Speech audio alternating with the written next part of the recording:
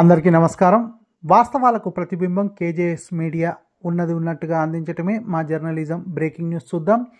రోహిత్ ప్రాక్టీస్లో రెండంతల కసరత్తు.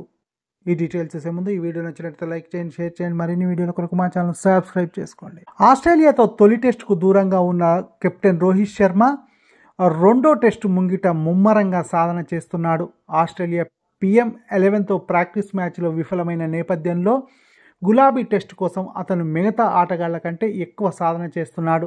మంగళవారం ఆడిలైడ్లో భారత ఆటగాళ్లు నెట్ సెషన్లో పాల్గొనగా మిగతా వారికంటే ముందు రోహిత్, పంత్ గంట ముందే వచ్చి సాధన ప్రారంభించారు.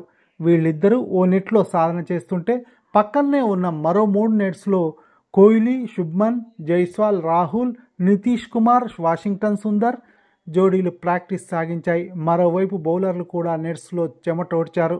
భారత సాధనకు వీక్షించేందుకు క్రికెట్ ఆస్ట్రేలియా ప్రేక్షకులను అనుమతించడంతో స్టేడియం కిటకిటలాడింది.